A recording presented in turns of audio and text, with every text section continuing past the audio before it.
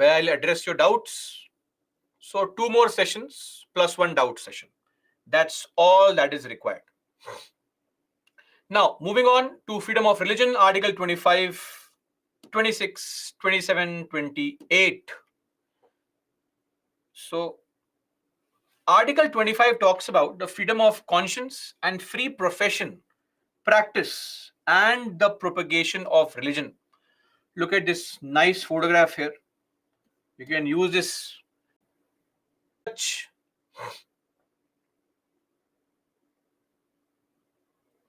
statement from UPSC where tattoo is not allowed. Of course, if you have a skull tattoo on your face only, that may not be appropriate. But anyway, I am not promoting or degenerating tattoos. They are your personal choice. Let's move on. Let's move on. Not at all, Prem Kumar. That is something I love doing. So, yeah. Okay. First clause. Now, interesting is the point I'd like to make now. Please observe. If you see the other articles, say Article 19, for example, those articles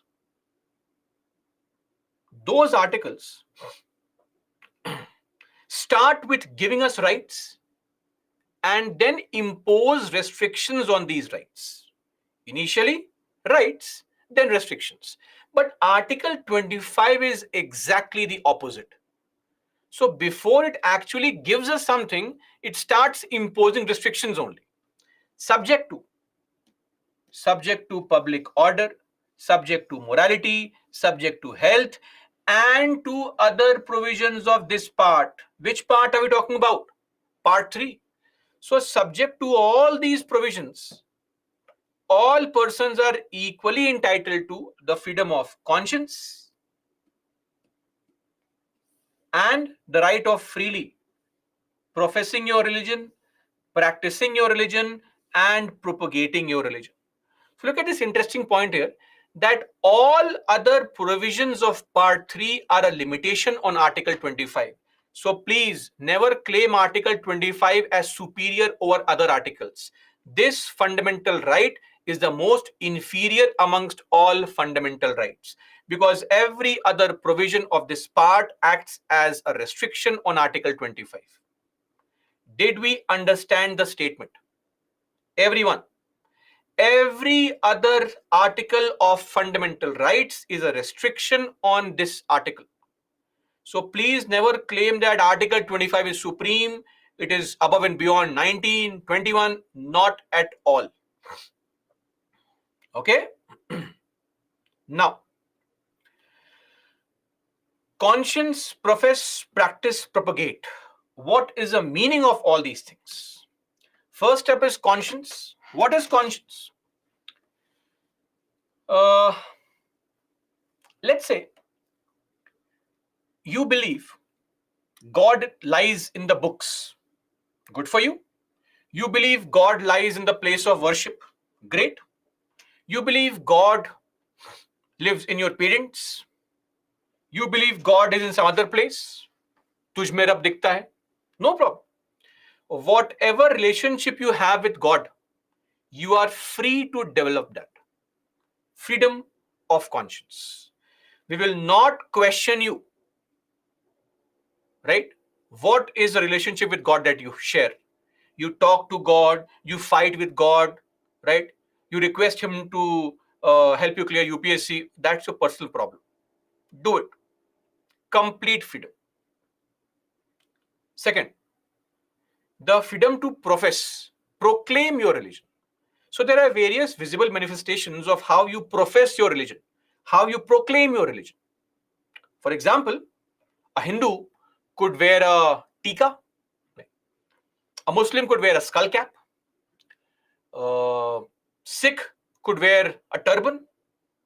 So those are symbols to profess your religion. And. In the constitution, it is mentioned that the wearing and carrying of kirpan, this is a kirpan, it's like a symbolic knife. The wearing and carrying of kirpans shall be deemed to be a part of profession of Sikh religion.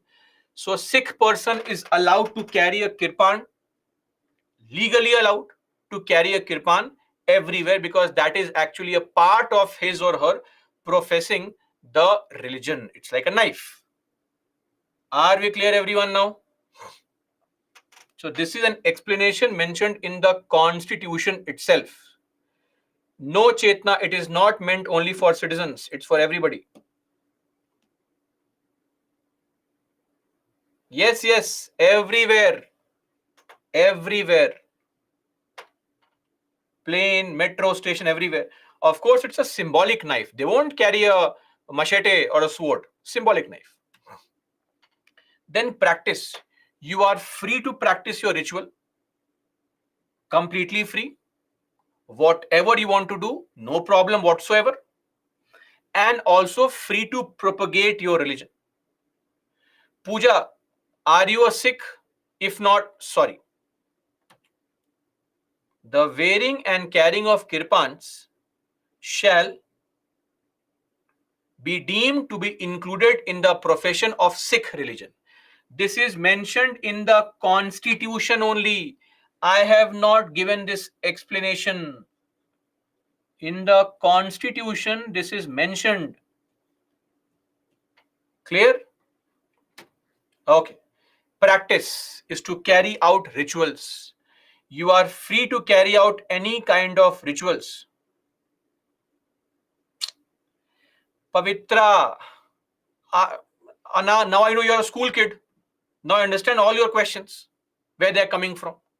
Pavitra, a Sikh who is a practicing Sikh has a right to carry the kirpan, whether he's meeting the governor or the president. Does not mean he'll carry a machete everywhere. A symbolic small knife, that's also there. Are we clear? So it is not actually a knife which can cause some damage. For most Sikh people, they are not carrying some knife which can kill anybody. So at least have some basic common sense, right? I know the most uncommon thing is to have common sense only. But still, one more. Mayank Badwani ji, I was waiting for your doubts only, sir. Sir, I just explained that other provisions of this part are a restriction. This means all other provisions of part 3 act as a restriction. This means this right is the most inferior amongst all the fundamental rights. Okay? Are we clear now? Okay.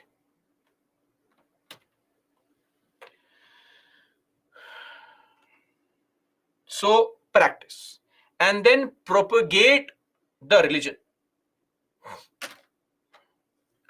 Okay, so some of our innocent people have now joined this session. So now the pace gets slowed again with these questions. Arey Abhishek, what I mentioned here? What is written here? Read this. Read this. Clear? Now, what is propagate? Transmit, spread. So every religious person has a right to spread his religion everywhere. Transmit or spread the doctrines of the religion. Okay? Everybody, are we clear? You have a right to maintain your relationship with God. You have a right to proclaim your religion. You have a right to practice the rituals, and you have a right to spread your religion. One small point. All these rights are there. Very good. Enjoy it. But please let me clarify. Nothing in this article shall affect the operation of any existing law or prevent the state from making any law. So state can make any kind of law to do what? To regulate or restrict economic, financial, political, or other secular activity which may be associated with religious practices. Clear? So the state can regulate all such activities. For example, if you are running a school, you are running a hospital, and you say, in my hospital, only priests will conduct operation.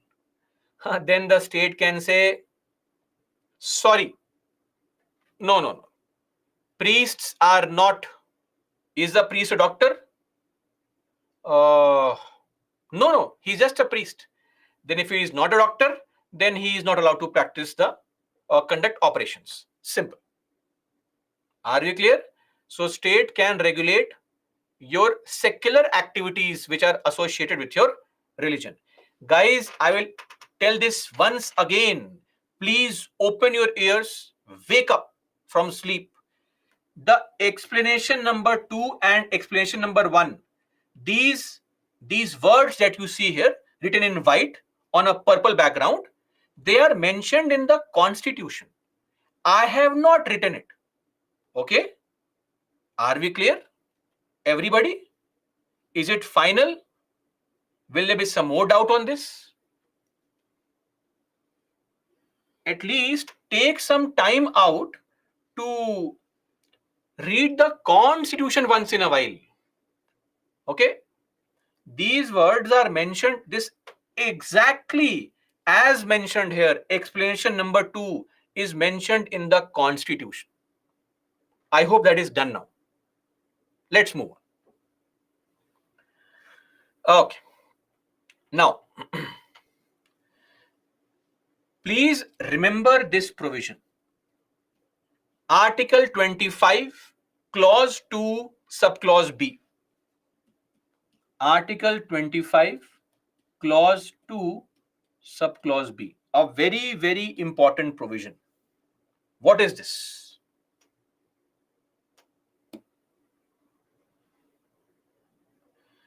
Nothing in this article shall affect the operation of any law or will prevent the state from making any law, providing for, please speak with me, social welfare and reform. The state can interfere in your religion, can make a law, and can provide for reform in your religion. In your religion, if you are following some abhorrent practice, draconian kind of practice, you are treating people or discriminating against people, etc., the state can interfere and remove that practice. Example,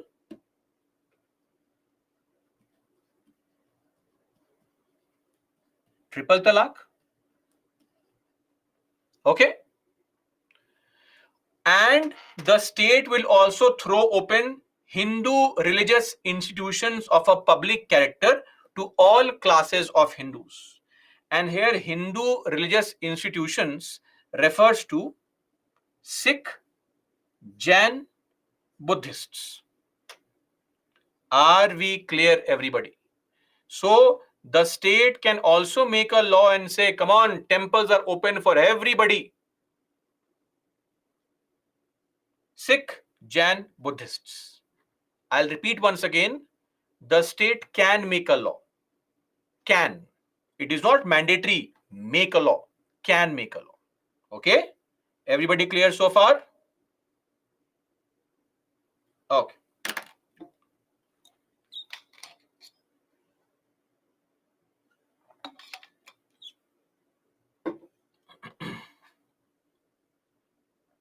Okay. Now, Abhishek, a small boy, till you are 18, you have no freedom of choice. Your parents decide your religion. And for all of you here who believe in God also, let me surprise you. You believe in whatever form of God you do because you are born in a particular place, right? If you are born and you're born in a particular time frame, if you are born, say, 2000 years ago, you would not be believing in the same things. If you are born in some other place, you would not be believing in the same things. Clear? Okay. So let's not get into the intricate debate of religious practices that will not serve any purpose. Okay.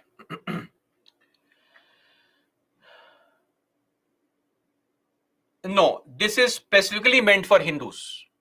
Specifically for Hindus.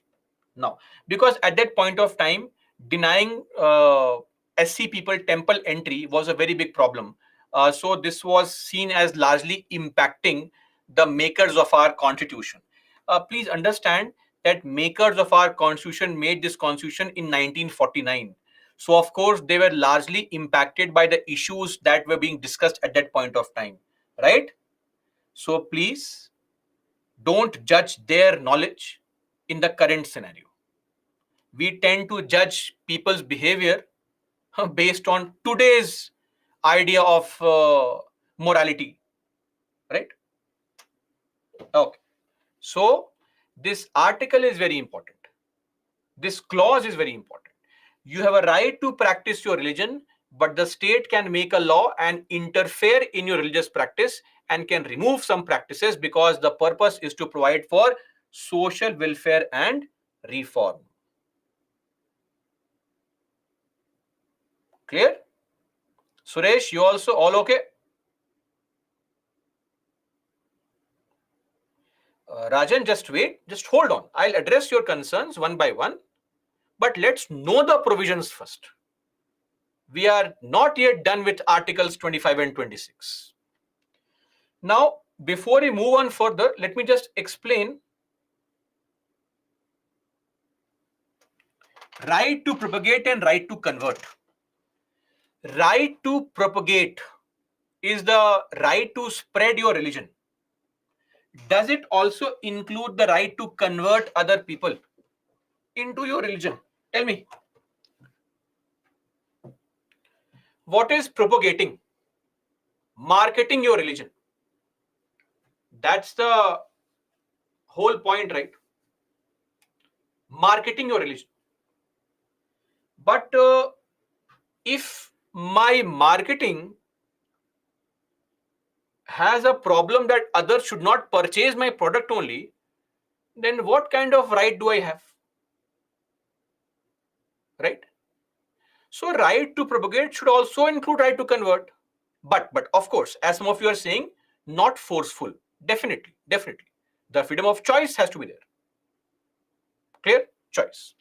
So what happened was, lot of the Christian missionaries who were coming to India and who were already there in India, in states like MP and Odisha, they were converting tribals. Now, states like Odisha and MP, they made anti-conversion laws.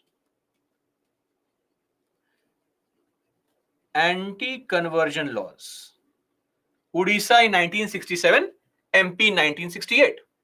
Now, please hear what I'm saying. Ignore questions right now. Here, in MP, the High Court approved the law. In Odisha, High Court did not approve the law. Matter went to Supreme Court. In 1977, Reverend Father Stanislaus, a 5-judge bench, decided on this matter, right? And Justice A.N. Ray and all were a part of this bench. Supreme Court said that right to propagate does not include right to convert if conversion is obtained via force, fraud, allurement. If you convert people on these 3 grounds, then that is not allowed. What is force? You forcefully convert people, right? Use of physical force, etc. What is fraud? What is fraud? How do you convert people via fraud? Giving money, brainwashing, false claims. Okay. What is allurement? What is allurement? Luring people, giving money, etc. Incentives, etc. Okay. See, to trick into believing something is good. Freebies, great, great, great. Amazing. Now hear me out patiently. Force is very easy to understand. Coercive action. Fraud, if you say by purchasing, giving money, food grains, etc., understandable. But fraud and allurement also include giving them false sense of hope. Yes or no? Or hope. Join my religion, your life will be amazing. Right? Now, since all of you or most of you believe in religion, tell me, is it possible to prove the existence of God? No, be reasonable here. It's a belief, right? It's a belief. So you believe in God. You believe in a magical power. Simple. Somebody, others do not. I do. That's it. So it all boils down to your personal belief. Now, if somebody tells you, please join me. Come on. Once you die, your life will be amazing. That's a problem. Once you die, then only. Right now, I cannot change your life. But join my gang, it'll be amazing. Who knows? Everything every religious book promises. Can it not be construed? Can it not mean allurement and fraud? Tell me. If you can't prove it, I'll say it's a fraud. It's allurement. If today somebody gives you a ring and says, wear the ring, you'll clear UPSC. Where is the proof? You can't prove it? Oh, then that's fraud. The point is, these words are so vague that practically if anybody converts, it is a fraud only. If today I convert into, say, Hinduism or Islam or whatever religion, based on some information, since that information can't be proved, that's a fraud only. This judgment was very poor, very, very poorly framed judgment, because practically everything can be fraud or allurement. But sadly, what will you expect from a bench which comprises of the great judges like A.N. Ray and all? So this was a situation with this particular judgment, very poorly framed judgment. The rightful approach is to modify the judgment, to categorically define what exactly would amount to fraud and allurement. We should mention these things clearly. Bribing somebody, and that's a very bad thing to do actually. See, somebody comes to you and says, I'll give you 10,000 rupees. Join my religion. Come on. You will say, get lost. But if somebody goes to a poor person who is finding it hard to meet the daily needs of his family, and you ask him or her, join my gang, I'll give you 1,000 rupees. He or she will say, okay, which gang to join? Tell me. Oh, that God. Oh, best God. Give me food. My family is hungry. You are exploiting the situation of the person. This is the worst kind of treatment that they can met out to your individual people, right? This is not justified. I don't think your God would approve of it. Okay? So this is actually the sad state of affairs. But the problem is that these things are not defined only. And once the Supreme Court said this, it opened gates for similar laws. Various states have made laws like this now. Arunachal has a law since 1978. Chhattisgarh has a law since the year 2000. Gujarat has a law since 2003, right? Uttarakhand has a law since 2018. UP made a law recently in 2020, right? Himachal made a law in 2006, again 2019. So many states have now made anti-conversion laws. And you'll be surprised to know that in most of these laws, You have to seek permission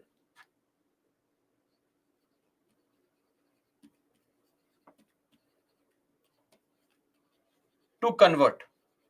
You have to give prior notice to government. 15 days prior notice, 30 days prior notice, 60 days prior notice to convert. Why? Today I believe in Hinduism, I'll become a Hindu. Tomorrow Islam, Muslim. Day after Christianity. It's my personal problem. Why should I keep on giving information to the government that please, I want to convert? Why? If I want some benefit, of course I will give information. It's my personal choice. Look at the laws, and there are penalties also.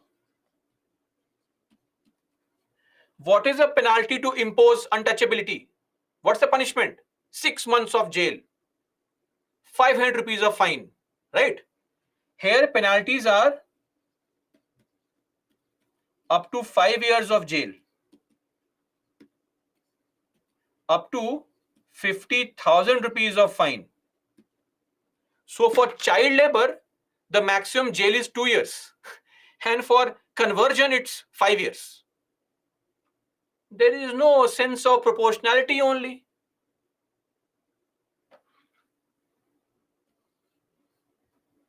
So the point is that we have to amend this judgment, because neither are forceful conversions stopping, nor are you actually freely allowing people to convert. Simple. Are you clear? The problem is that the judgment should have been such that people should be able to convert freely, and you should also be able to prevent forceful conversion. Okay. Now, penalties are for converting people. But why should there be a penalty? If I have been able to sell you my product and you have liked the product, I'm a great salesman. That's true, actually. I may be using some very marketing-based terms, but that's actually true. Anyway, so this is the current situation. Now let's move on to Article 26. But before that, I need to also mention a small topic here.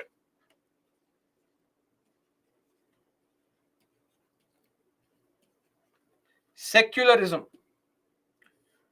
What's the meaning of secularism? Secularism simply means separation, strict separation between state and church.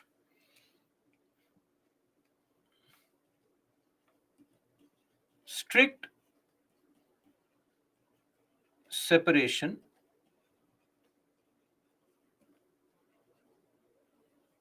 between state and religion, church. This is a Western definition, and that is why we have the Western model of secularism,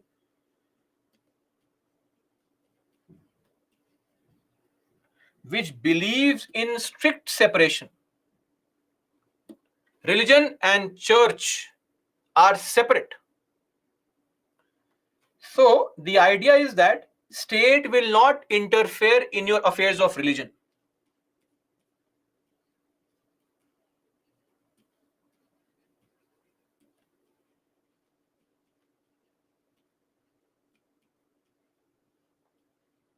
Interfere in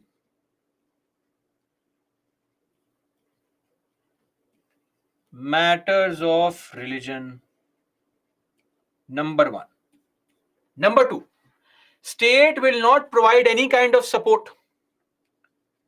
No support whatsoever for you. And don't worry, no hindrance, no obstruction also. I will not create any hindrance. I will not provide any support. So feel free. Do your drama. I have no interest. In your personal space only. Don't bring this in public. Sorry. Oh, somebody is harassing you. Oh, your problem. Now, what can be a possible concern here? I belong to a minority community, but the majority community is trying to impose their culture on me. State, please interfere. Sorry. Religion, personal matter. Don't call me. Sir, in my religion, I am facing discrimination. That's your personal problem. Please, not here. Are they trying to physically harm you? No. They're just treating me as untouchable. That's your personal problem. Don't come here. Are you able to understand the problem here? That a person who is from a minority group may always feel threatened. That where is the support? Within a religion, people who are marginalized based on some discriminatory practice, they may feel threatened. And state has no interest in you protecting your dignity, etc. So the alternative is the Indian model.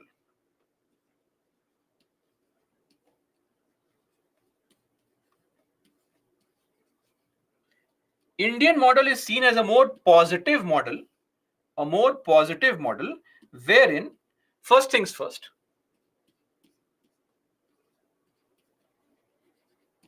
state has no religion.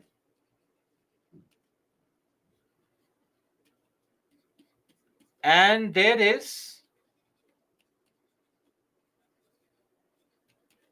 inter-religious equality, complete equality. The state here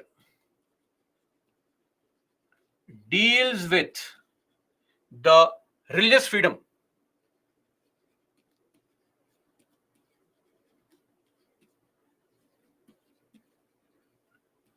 of majority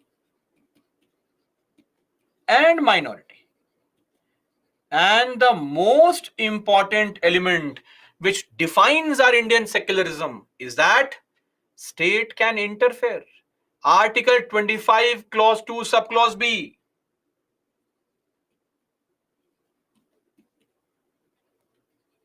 So there is no concept of strict separation. State can interfere for what? To protect and provide for social welfare. This is what the state can do, right? That is why we say that Indian secularism is based on the concept of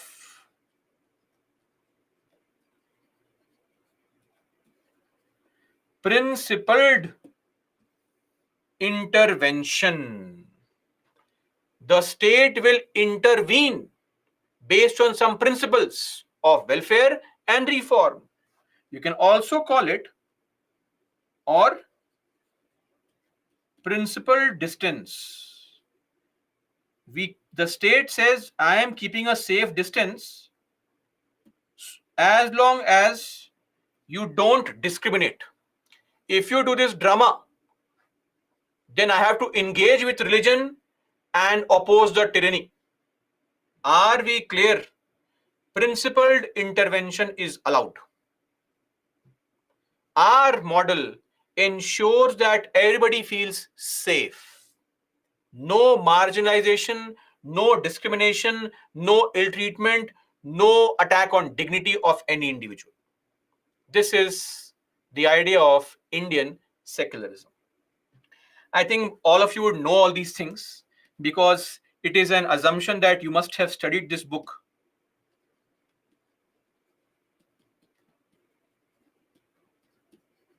Political Theory, Chapter 8. Yes or no? I just want to know questions on this book.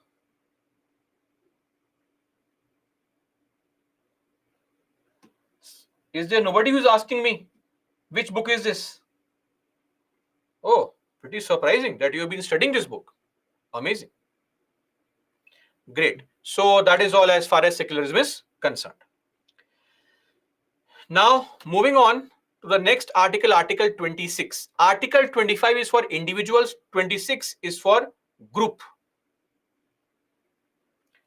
Freedom to manage religious affairs. Article 26. Subject to, again, the same old story, public order, morality, health. That's it, not other parts. Every religious group, denomination is a group, or any section has the right to establish their own institutions and manage it. Very important. To manage their own affairs in matters of religion. Every religious group has the right to manage its own affairs. To acquire property. Look at this. People have no fundamental right to property, but a religious group has a fundamental right to property. And to administer such property in accordance with law. Article 26. Are we clear, everybody? No doubts? Simple, sweet article. Now, since you have the right to manage your own affairs, then I also have the right to decide who can come in my temple, who cannot come in my temple. Yes.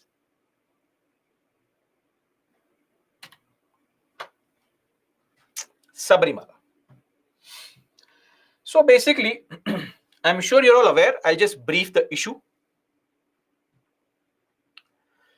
Sabrimala is considered the abode of Lord Ayappa.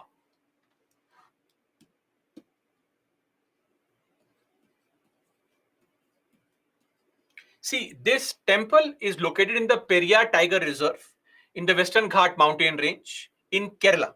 Okay.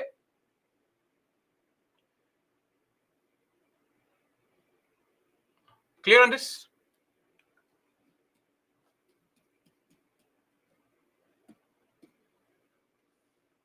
Lord Ayappa has taken the vow of celibacy. So he is a celibate Lord. Meaning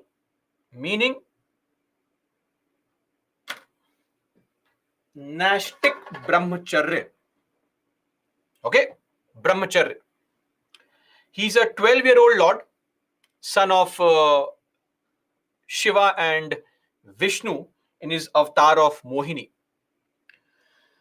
Now, in this temple, because this Lord was a Brahmachari Lord, women's entry was not allowed. And back in 1965, the Kerala government made a rule. Follow me clearly. The Kerala government made a rule that entry of women between the ages 10 to 50 years will not be allowed. Temple did not allow entry of women in general.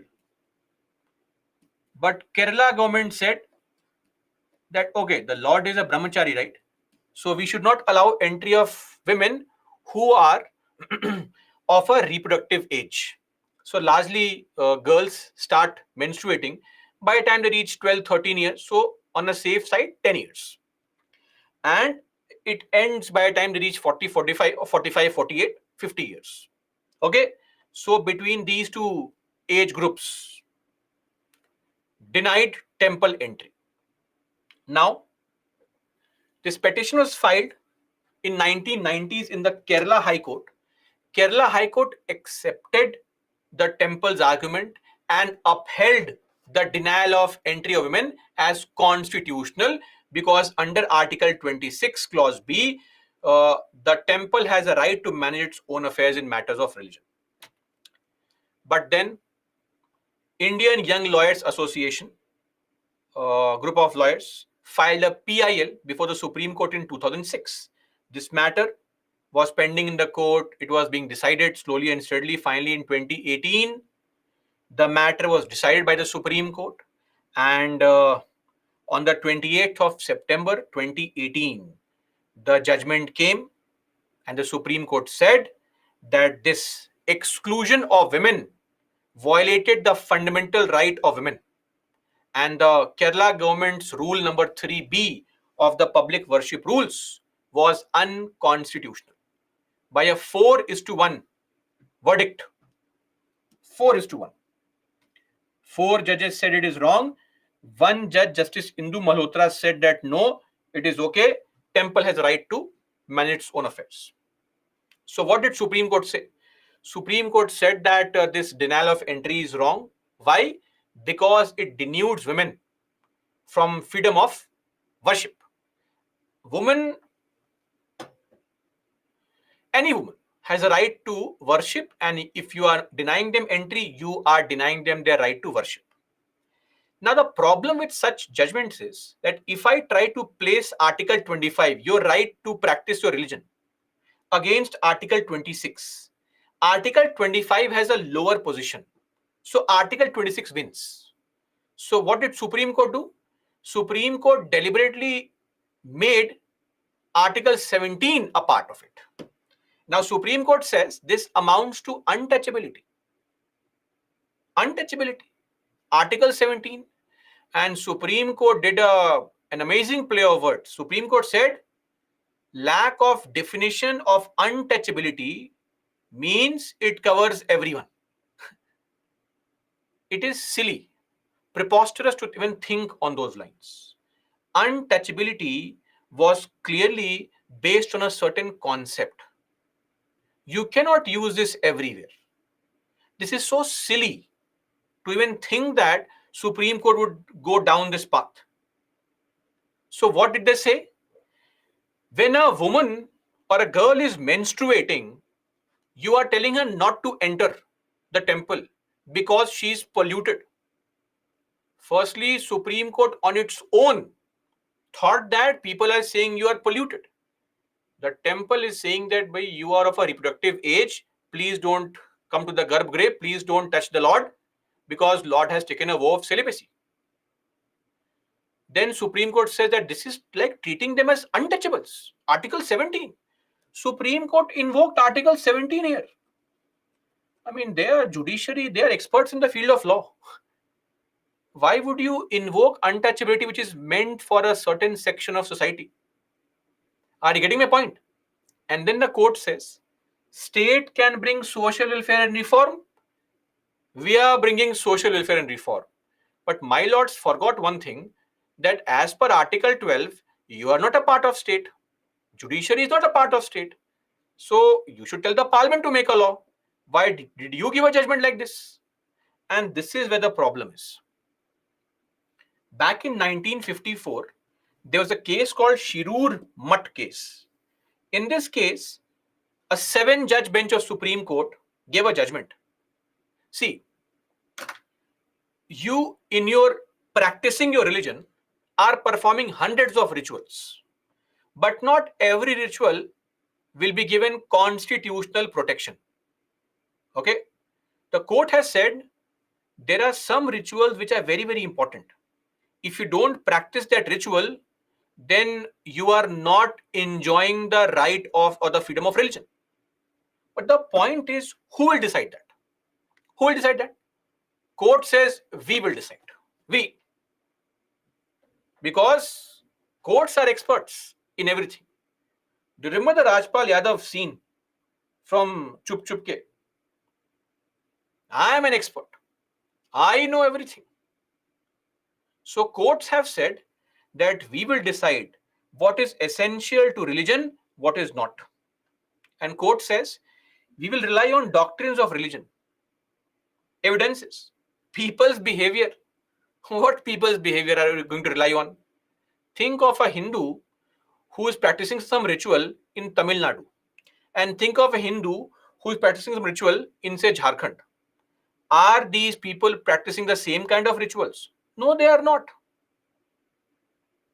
Right? Rituals keep on varying. What behavior are you relying on? And then you say, I will rely on practices which are existing since a long period of time. What if the practice that is existing is violating somebody's dignity? Will you follow that also? Makes no sense. The court should stay out of it. Parliament should make a law. Whether to deny entry or allow entry is an area of the parliament. But courts have hijacked this. What can we say? Anyway, the matter is pending in the court right now again because the review petition was filed and is still pending. In fact, now the matter has become a bigger matter where Kantaviru case. 9-judge bench is now looking into this topic, the right of women to enter the place of worship. Because there are other issues also, like say a Parsi woman who marries a non-Parsi is not allowed to enter the fire temple, or the practice of female genital mutilation in the Daudi Bohra community. So all these are being looked into. See, the court got it wrong on 3 occasions, rather. Firstly, court should not have any right to decide what is essential practice and what is not. They are not experts in religion. Number 2, invoking untouchability is wrong. Menstruation is not untouchability, right? For 2 reasons. You are diluting the historical injustice faced by scheduled caste people, making a mockery out of it. And also, in the same Hindu fold or Sanatan fold, if you go to Kamakhya, you will find that in Assam, you'll find that this practice of menstruation is worshipped. So calling that untouchability is far-fetched. Now, is it also not a fact that a lot of women themselves do not enter temple while they are menstruating? It's a natural fact. See, the whole point is, if you believe in God, you believe in all these practices. And if you don't believe in God, then to hell with all these practices. So the point is that, see, is it not happening? I'm sure some of you would know this, that a menstruating girl or a woman may not be allowed entry in the place of worship. Maybe in your house you have some kind of a place for worshipping, the puja, etc. Not being allowed to touch, right? If you're planning to go on a temple visit, girls make it a point to ensure that they're not menstruating, or else trip cancelled, can't go, take some medicines, or entry in kitchen. Now, of course, these are practices which make no sense. No sense at all. I mean, but yes, even then, it would be more appropriate for the parliament to make a law. Our point is, court is not an expert, right? And this is a public place of worship, which also impacts, right, other people. So I think the first thing that we should do is tell people in our place, our homes, to avoid all this nonsense. And then only should we go and make changes in the temples, right? So these kind of topics, are very controversial, because again, a very singular argument can be, if you believe in religion, then believe in the practices. And if you don't believe in religion, then what the hell is the importance of a temple or a mosque or a gurudwara? It means nothing to you. And frankly, you will witness this today, that nowadays places of worship have become tourist spots. People come for a picnic. I mean, a lot of people who actually believe in God, I'm really surprised. What is the belief that you share when you treat a place of worship as a tourist spot, right? That's not a tourist spot. But anyway, so this is the idea of Sabrimala. There's a whole point here that 2 issues largely. Number 1, courts should not decide. Parliament should decide. And number 2, this is a public place. So larger public will is also important. Even if you want to allow entry of women, that should only come slowly and steadily. See, that is a logical step, right? And number three, if you allow this entry through courts, then it opens this legal battles for other people also. Men will now claim we want to do this practice. Why? Equality. That is why, if you follow a religious practice, it becomes a very big problem. You try to estimate a practice by the importance it has been given in the religion.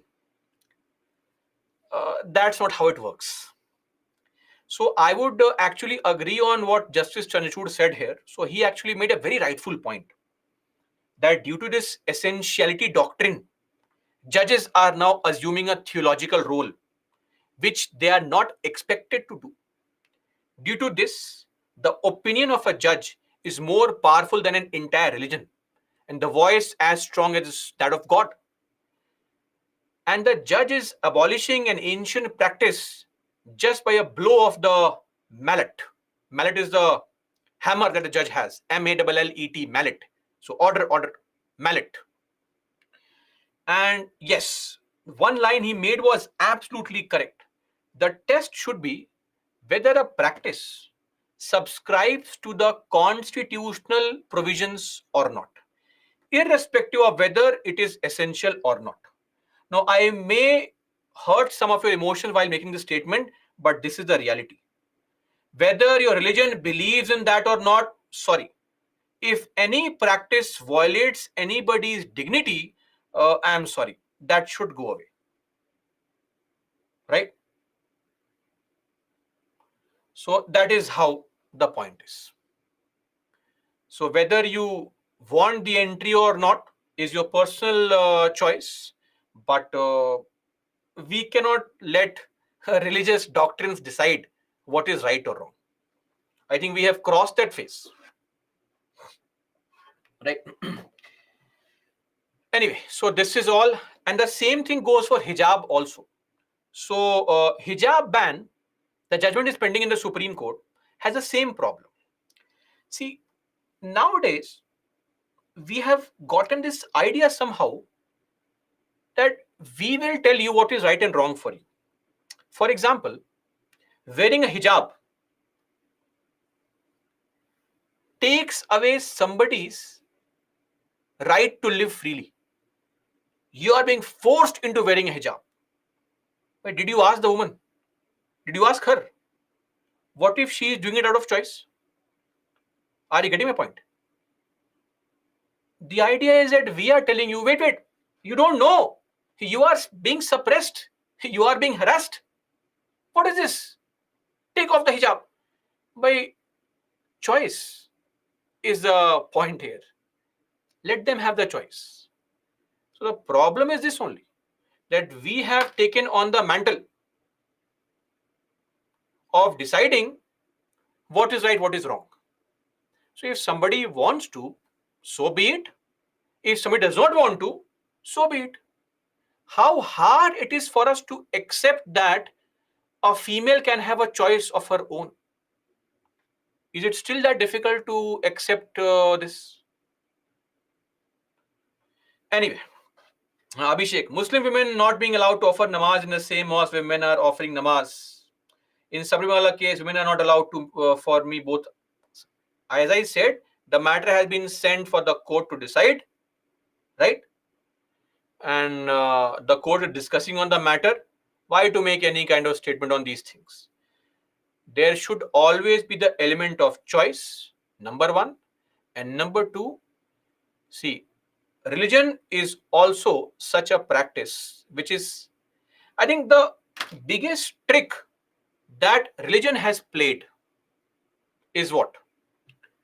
It has told you, you can't question it. That's it. That is what it is. This is the biggest impediment. There are no rigorous scientific evidences. We don't follow it, right? That is the problem. So this topic becomes controversial because of the idea that it is dividing people of asking questions. And see, for most of us, we are born in families where people have been practicing certain religion, and they have had these practices. And right now, there are some people who don't believe in God at all. Handful of you only. But trust me, what is the problem here? The problem here is that even for those people, if I ask you, come on, put your foot, clean foot, on a piece of paper, you will not do it. It's naturally ingrained in you because you have been taught like this. It's just like when the national anthem is played, we stand up for the anthem. It's naturally ingrained in us, right? So, anyway, that's it. The summary of this discussion is that the court has to decide. So, we will not make any statements on a matter which is sub judice. And if a question is asked in the interview, you can simply say that choice is important.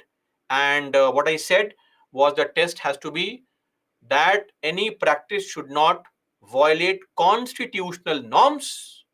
And number three, the parliament is a more appropriate place to decide on these matters through legislations after detailed discussions with the stakeholders. Are we clear? Okay.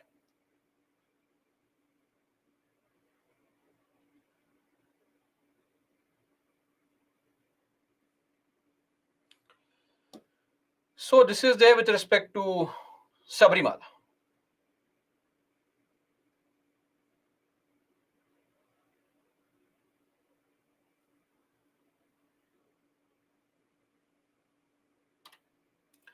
Now coming to the other articles, 27 and 28, easy articles.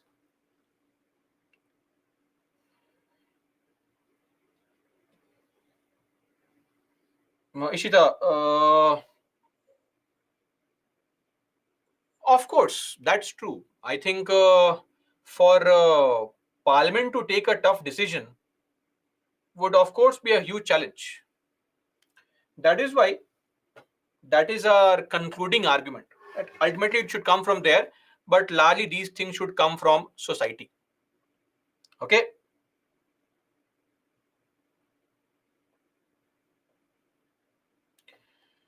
Abhishek sir, school is a separate institution which have dress code, so it should be separate from religion. See, I would agree and also disagree. If the school wants to impose a dress code, we must follow. Article 19(1)(g). I fully agree with that. But if somebody wears a thread, a skull cap, a hijab, I'm not sure how it is causing public disorder. How is it impacting morality or health?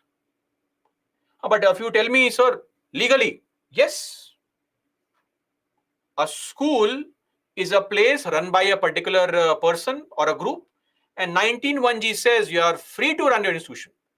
But the larger perspective is what's the problem? Okay, Pavitra, but let it okay. Pavitra, you are too young for this complication. It is making people divided. School is a place where we are all the same. What is the problem if people know that they are following a different religion? Why are we so afraid of this? Why is it that religion is your only identity? Why? Why do you focus so much on uniformity? Why not unity? Is uniformity the solution to all the problems? Tell me.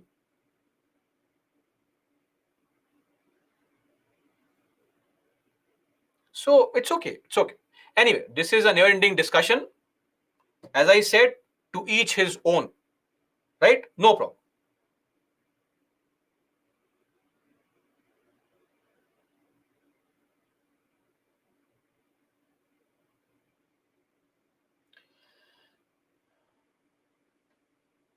And don't worry, UPSC will never ask a question on Sabrimala judgment. They don't ask question on reservation policy and religion, especially if it is a complicated one, because they know very well that there are no right and wrong answers. Anyway, Article 27. Let's move on now. So the point here is, do you remember these medieval India classes in your school days? By any chance, have you ever come across this concept? Hafta wasuli, jazya.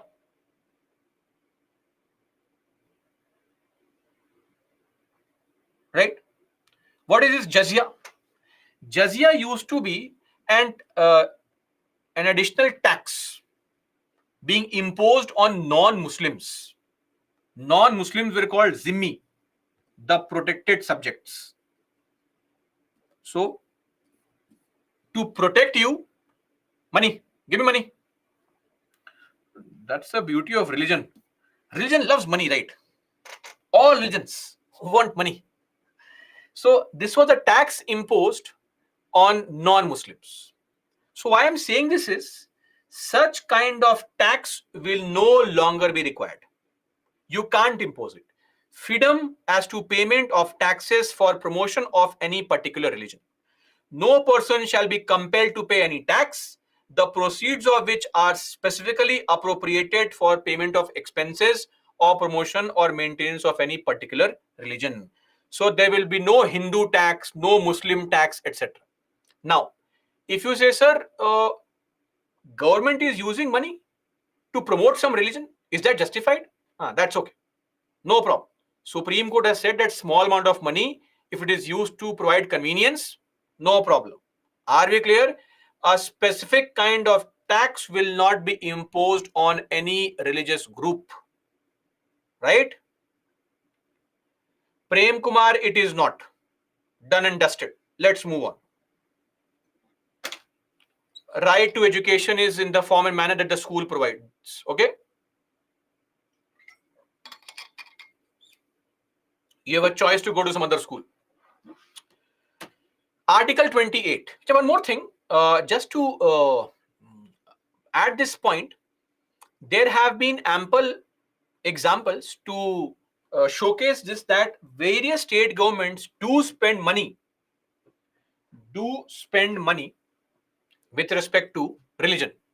Like the Kerala government, every year it spends around 45 to 50 lakh rupees on the Travancore Devasam fund, and the Tamil Nadu government around 14 lakh rupees. Government of India has spent 10 crore rupees in the Amarnath Yatra route infrastructure maintenance. Rajasthan government gave 39 crore rupees to the Devasthan department in 2017 budget. MP government runs senior citizens schemes, trips to Ajmer. In Gujarat, the Muslim imams are on state salary. In West Bengal also, Muslim imams are on state salary. In Karnataka, in the 2015-16 budget, 16 crore rupees was spent on churches. In Bihar, out of 4,000 madrasas, 1,127 are run by the state. In UP, 800 crore rupees was spent on the pilgrimage to Kashi, Mathura, Ayodhya. 394 crore rupees was given to madrasas. So every state is spending money on these activities. It is okay, it is allowed. Are we clear? Everybody? Waqf board Abhishek is not a concern for the class. Ignore it. Now coming to Article 28. Freedom as to attendance of religious instruction. When it comes to your school or college,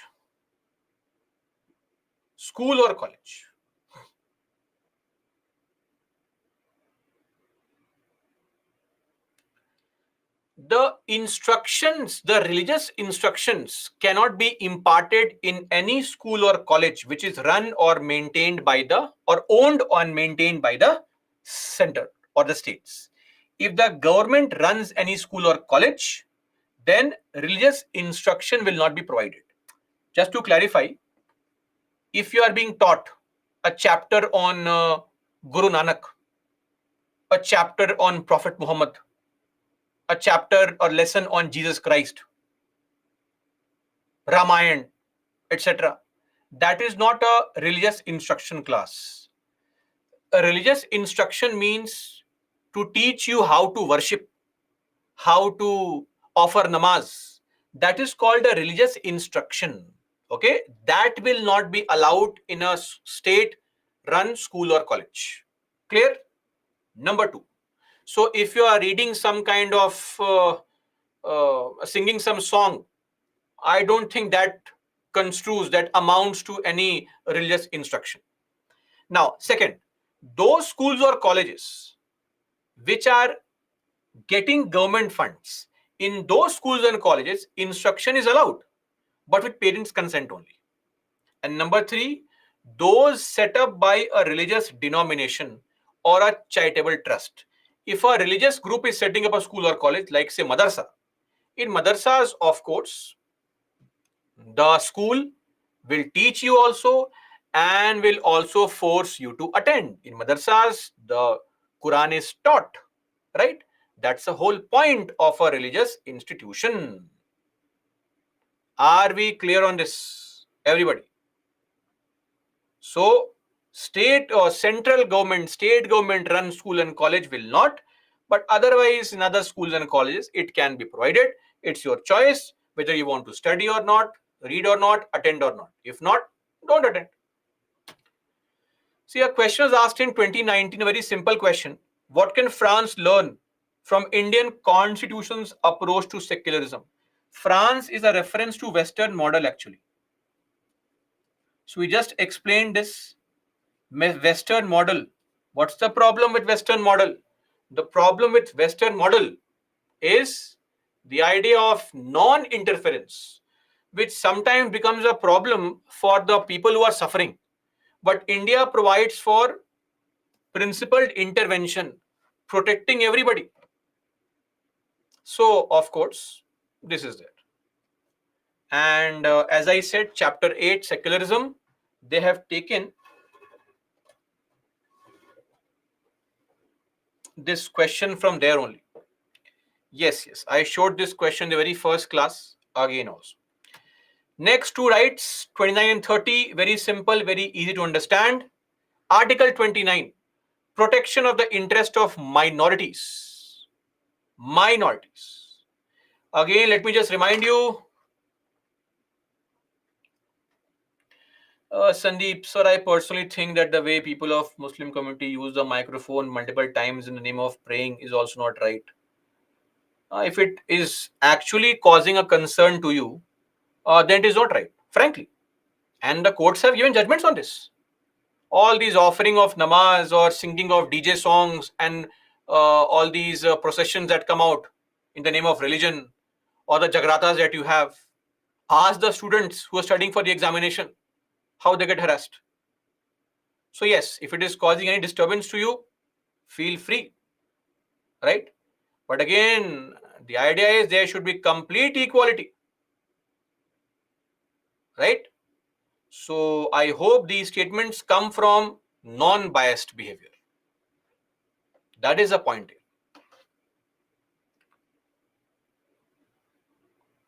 Now, anyway, now I'm sure lot of people from respectable families are too afraid to be a part of most of these processions.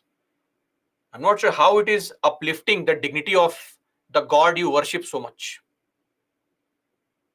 When you sing songs onto the tune of some very vulgar Hindi cinema song. But anyway, it's okay.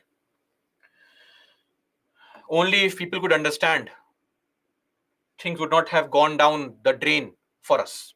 So Article 29, protection of the interest of minorities. Any section of citizens, as I said, remember 5 articles meant only for citizens, 15, 16, 19, 29, 30. Any section of citizens residing in the territory of India or any part having a distinct language script, culture have a right to conserve their language, script, or culture. And we have seen this article earlier also in the Champakam Dorai Ranjan case. No citizen shall be denied admission in any educational institution run by the state on the grounds of religion, race, caste, or language. Now, Article 30, right of minorities to establish educational institutions. All minorities, whether religious or linguistic. So, religious minorities are on a pan-India basis. So, there is no definition of minorities. So, largely it is assumed that in India we follow the formula that if you are less than 50% minority. So, we have Muslims, Christians, Sikh, Buddhist, Jains, and Parsis. Okay. Or language. Now, linguistic minorities are on a state-wide basis.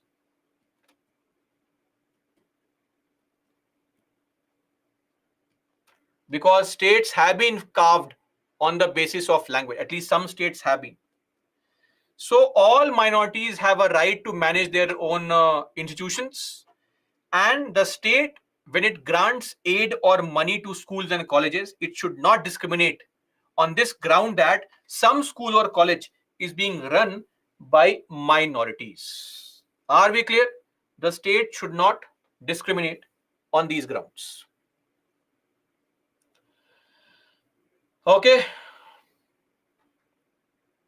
But just to clarify, there is a Supreme Court judgment, the TMA Pi case.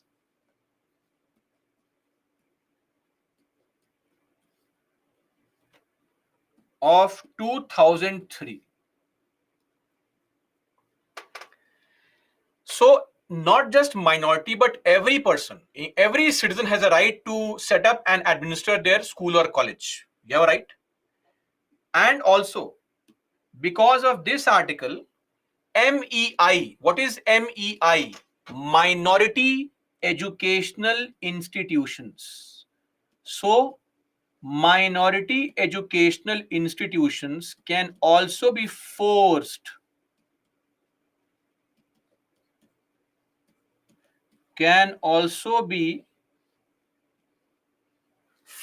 into admitting certain students of other religions, because reservation can be provided by the respective state governments in the MEIs. Clear? It is allowed. Number 3, state can also prescribe admission procedure for aided MEIs. So if any MEI is getting government funds, the state can provide for admission procedure. And if an MEI is not getting government funds, still the state has the MEI should ensure that they follow a fair and transparent procedure. See, the idea here is Supreme Court has said in a very old case. This was a case involving the madrasas in Bihar. So Supreme Court said in that particular case that, see, you have a right to what? What is the right that you have? You have the right to run your institution, to administer your MEI. It does not give you the right to mal-administer. Right to administer. Very important. The right has been given to properly run your school or college, not mal-administer.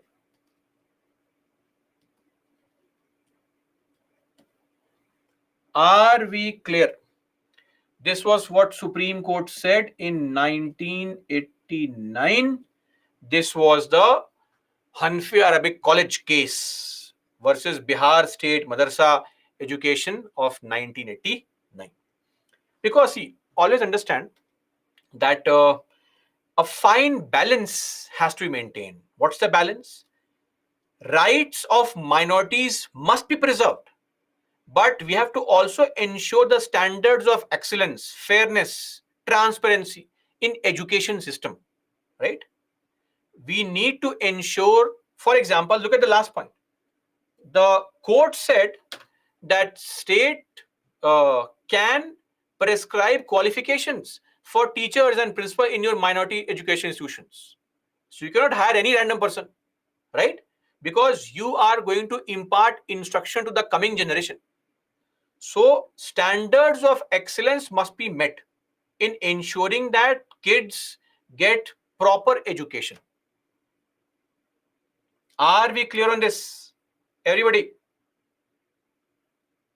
So that's it, Articles 29 and 30. Let's move on now. Now, before we discuss Article 32, a small point in between, a very small point. Should we take a break? A break warranted? It is. Oh, no, yes. Interesting. I mean, I'm getting a pretty mixed response.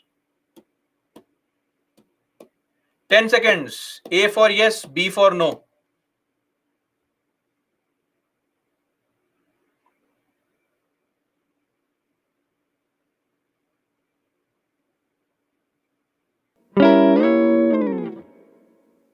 Okay, a lot of you want a break. No problem. The last break will come at 7:05 and we'll continue further. Let's take a small break. And once we are done, the last 45 or 55 minutes will be invested into understanding the remaining topics. Break, please.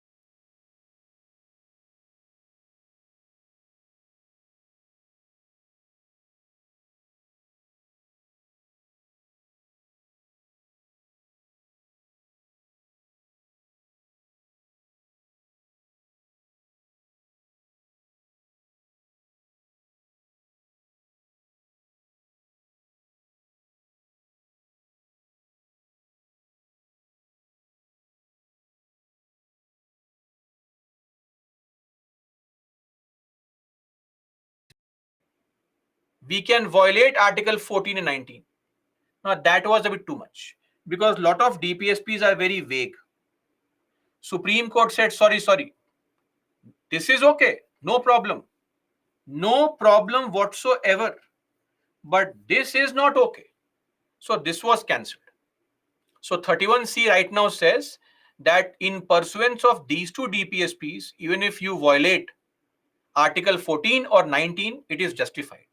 And DPSP, my innocent people, stands for Directive Principles of State Policy. Don't worry what is that. On Tuesday, we'll discuss what is DPSP. Clear? Just understand these two provisions. Did we understand this? And you'll have a better understanding of this point when we discuss DPSPs, because DPSPs are very vague in nature. So you'll get to know why Supreme Court cancelled this. Are we clear? Just remember this point. This point is not important also. And just on a side note, there also existed an Article 31D, which was made during emergency. And the purpose was that if the parliament made any law to prevent anti-national activity, that would be immune from judicial review. What kind of arbitrary law is this? You'll make any law to prevent anti-national activities and then jail people randomly. Thankfully, through the 43rd Amendment Act, this article was repealed. End of story. Clear, everyone? No problem?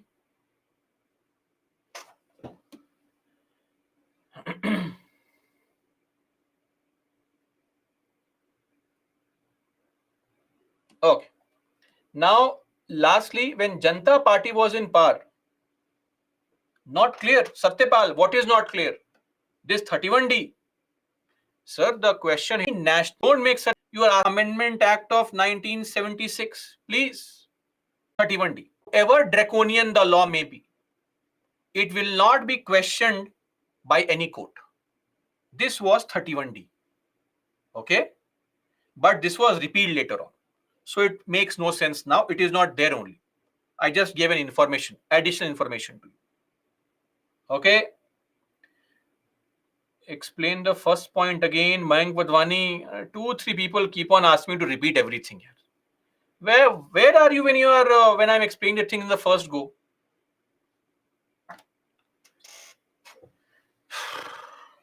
As soon as some people joined, I knew the class will get delayed further. See, please hear me out. Please focus on what I'm explaining. Stop watching TV, talking to your friends, and looking at your mobile phone. Focus. 30 minutes are left. The idea of these two articles, forget DPSP. What is DPSP? We don't care only. Ignore it. DPSP, ignore it. Just look at these two sentences. The idea is the state should try to make such policies which redistribute the wealth of the country. Like land reform. What is land reform?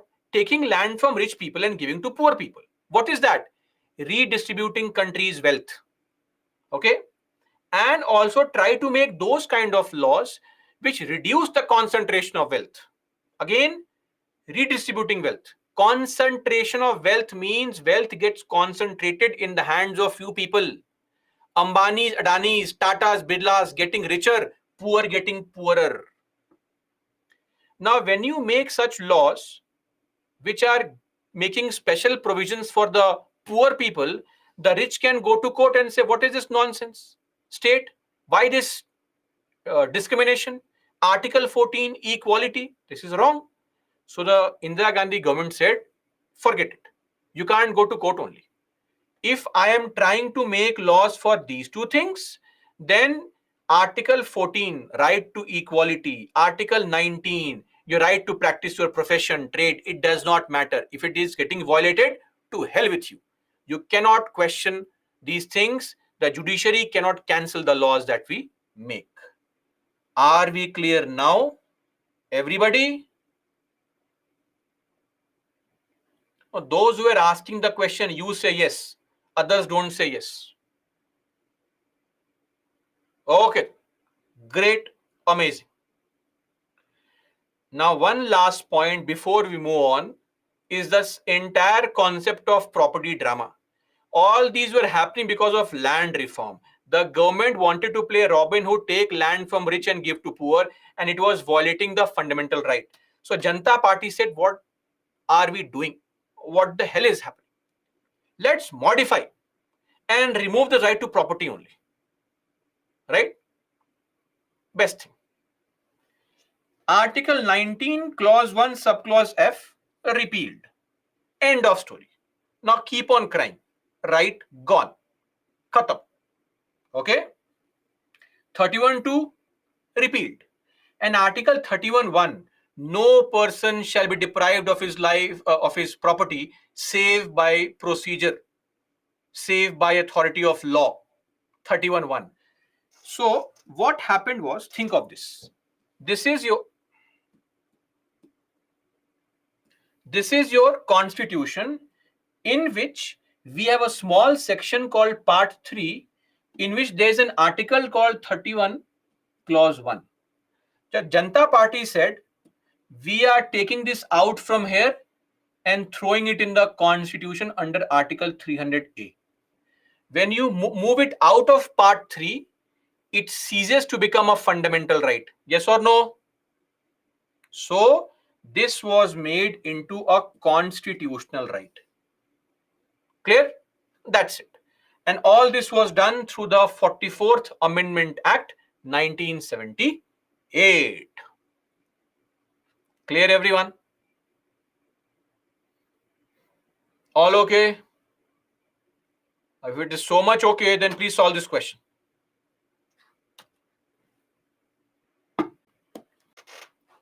All okay?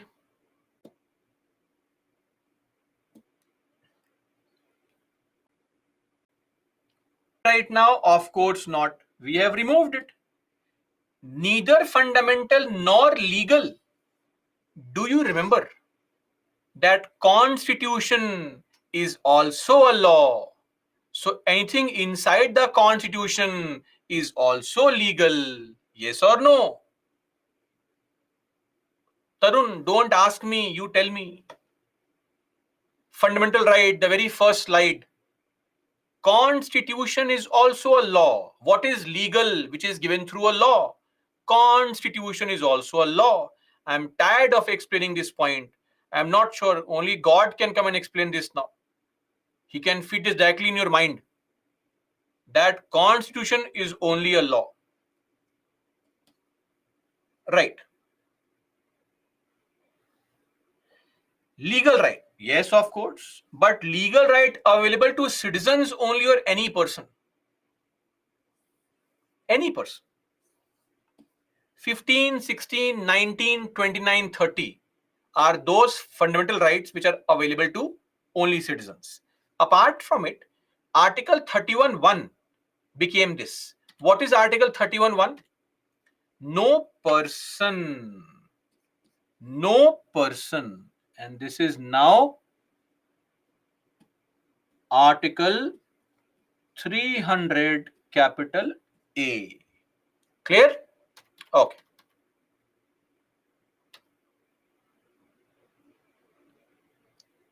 Tell another which is for all. Right to strike is for all. Madhuri, no, I cannot suggest that, madam. Sorry. You please watch yesterday's video, the fundamental rights page. You will find that. Shashank, only for citizens. Right to vote? What are you doing? This will never end. Okay. Because the moment I say something, you will ask me the backstory of it after forgetting everything.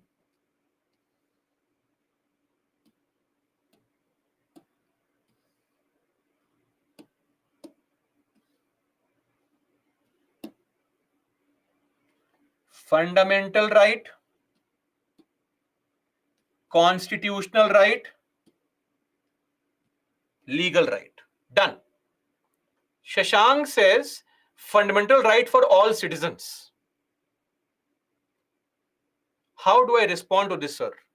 I have been singing this song since yesterday. What is this Gajni effect that happens to you? 5 fundamental rights are meant only for citizens. Others, please write. What are those 5 rights meant for citizens only? How will we survive the onslaught of UPSC and this Zalim Dunya with such innocence?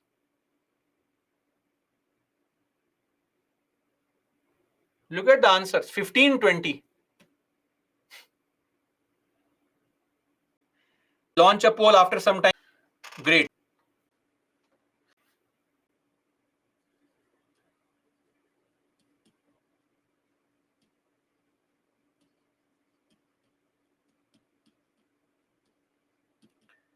when the Supreme Court said that because of fundamental right, Article 29 Clause 2, reservation is getting violated, what did the Parliament do? To get around the judicial interpretation, did the Parliament not make the First Amendment Act? Tell me. Yes or no? 86 can't be the answer, right to education. 44th can't be the answer, it was done to correct the wrongs.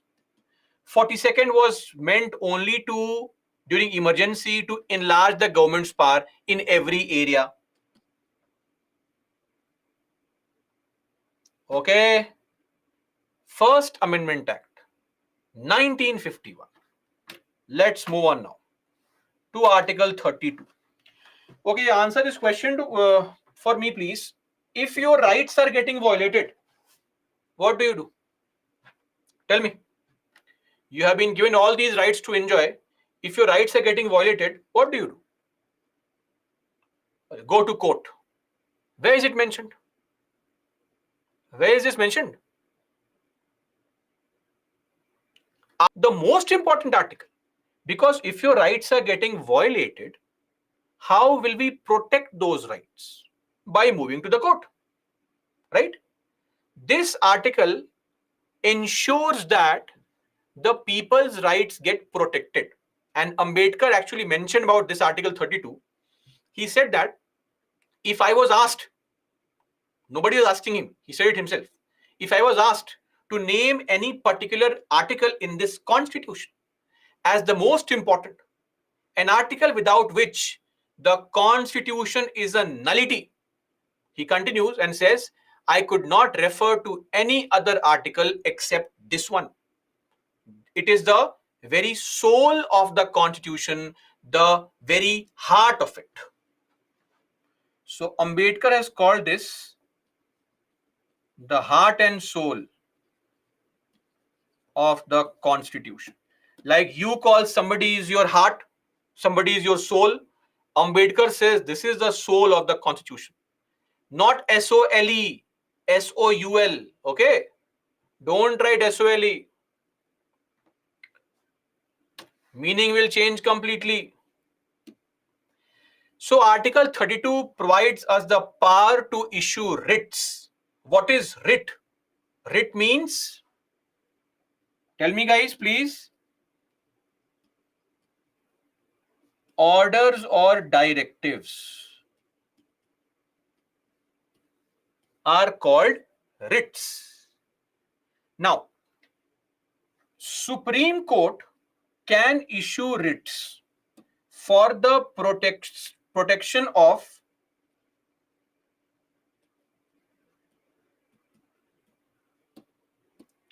to protect what?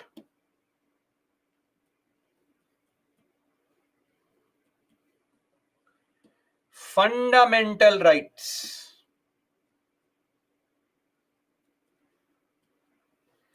But high courts, on the other hand,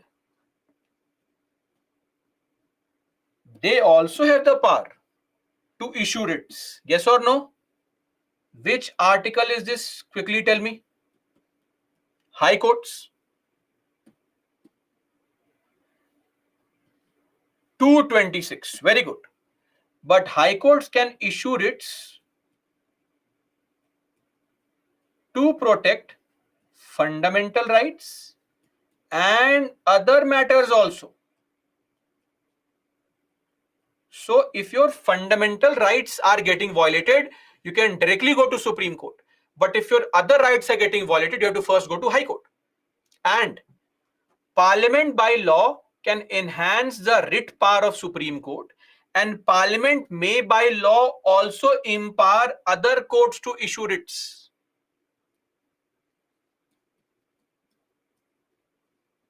Are we clear on this? Now one more thing. We all know very well that we can directly go to the Supreme Court to obtain the writs, right? But Supreme Court has said in a judgment, PN Kumar case, that if your rights are getting violated, you please go to High Court first.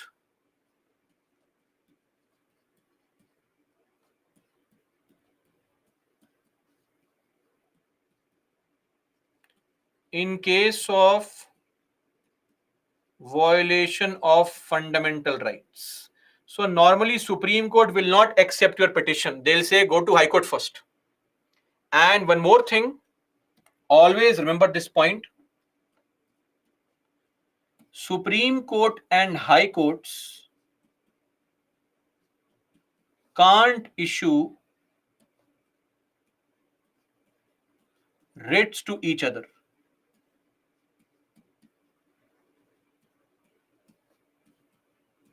Supreme Court has said this in 2002. So in one case, actually Supreme Court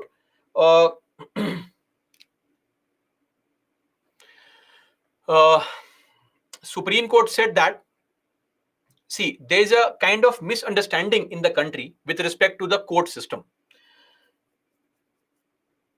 Though the judgments, orders of high courts are liable to be corrected, I am quoting verbatim, almost verbatim Supreme Court judgment. So Supreme Court said that though the verdicts or the judgments of high courts are liable to be corrected by the Supreme Court in its appellate jurisdiction or under Article 136, the high courts are not constituted as inferior courts. Therefore, the Supreme Court would not issue a writ under Article 32 to high courts. Of course, and vice versa. Are we clear? No, Kumkum. I am telling you, the court has said that this can't be done because the high courts are not placed as some inferior court in the constitutional scheme. Do you understand this point? Now, I am exactly telling the same thing. High Court is not some lower or inferior court, as said by Supreme Court only. Abhishek, can Parliament reduce the power of writs of? Yes, it can through our amending the constitution and through ratification by states. Can it be cancelled? Yes, it can be cancelled by the Supreme Court. Now, what are these writs? There are 5 types of writs. Please follow very carefully. They are very easy to understand. Writ number 1 is habeas corpus. Have the body of. Have you ever seen the movies of 70s and 80s? If you have not, I'll tell you. Single line story. In these 70s, 80s movies, what used to happen was the hero was always this amazing personality. Topper in college, great singer, dancer, plays guitar, synthesizer, teetotaler, never drinks, never smokes. But somehow because of excessive arrogance and attitude could not get a government job or any job. And always ends up falling in love with a rich man's daughter. Always. And then he's busy singing songs. Rather than going out and searching for a job, singing songs in the park. And then when one day rich man, the daughter's father, he's crossing the road in his car and he observed them singing. He goes back home, is very angry, waiting for the daughter. Daughter comes home, singing, giggling, laughing, as you do in love, cringy things. So he takes the daughter, holds her hand, takes her, climbs the entire stairs, rich people, and throws her in the room and locks the door. The daughter runs and falls on the bed and starts crying. Right? Now, what does this guy do? Now, this guy is singing songs, sad songs. Arey bhai, please understand. Had the guy read the constitution properly, and from me that he would know, he can simply approach the High Court or Supreme Court and ask the court, please issue a writ of habeas corpus. Order the father to present the girl in the court because the girl has been held in captivity against her will. Her Article 21 is getting violated. And the court cannot refuse can't be refused by the court because it involves Article 21. It will be secured as a matter of right. Are we clear? Now, that's entirely another story that if the girl comes to court and asks the guy, who are you? I am not liable for such things. But if it happens ever in your life, please use habeas corpus. Okay? Clear, everyone? But yes, if in the court the other person denies and says, stupid fellow, stupid girl, stupid boy, harassing me, then please don't come to me. It's a now double embarrassment. It's all on you. This writ can be used against a public person, meaning the police, or a private person also, meaning this rich father. Clear? Yes, in the movie Jai Bhim also, Surya was filing a writ of habeas corpus. Absolutely correct. I hope now you understand what is habeas corpus. Clear, everyone? But before using habeas corpus, a better thing would be to clear the job, become an IAS, and then nobody will reject you. Trust me. Okay? If you remain unemployed, everybody will reject you. So better become an IAS officer. Again, a motivation. Today is the day full of motivations. Okay. Now the next is mandamus. What is mandamus? If you have gone to a public office, Dheeraj, what if till then she gets married? That is why, Dheeraj, clear the exam quickly. Don't waste time. Study every day.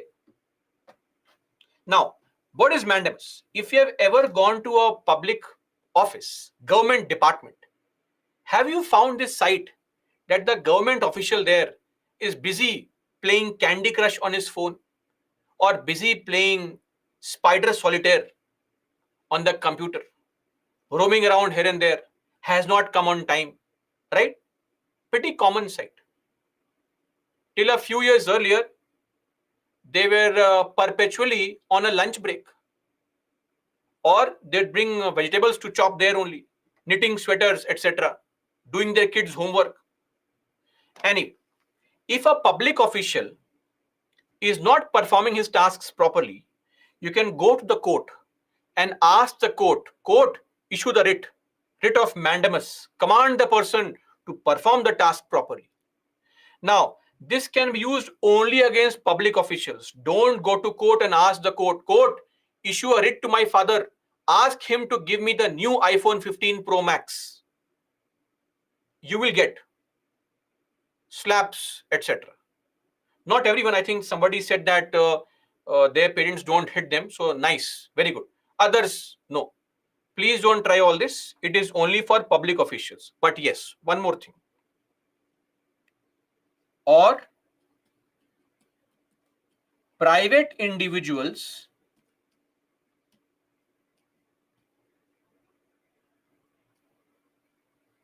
who are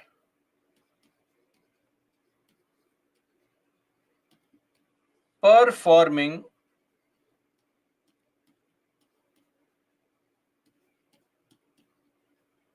public functions. Private individuals who are performing public functions. For example, if you are a contractor who has been given a government contract, insofar as the contract is concerned, you are a public official. And if you are not performing the task of building the road on time, I can move the court and ask the court to issue a writ of mandamus. Now, the court can refuse also based on circumstances, unlike habeas corpus. But you can't go to court and ask the court, issue order to governor, sign the bill. Issue order to president, sign the bill. Or to legislature also. You can't go to court asking the court, ask the parliament to pass a bill. That can't be done. Dhanya, if the court failed to perform duty, then God is the only hope. What can we do? If nobody is helping you out, then what to do? Yes, possible, Lakshmi. Then next is prohibition and certiorari. So what is prohibition? I'll ask a question first. Uh, please tell me, please, can a lower court interpret the constitution?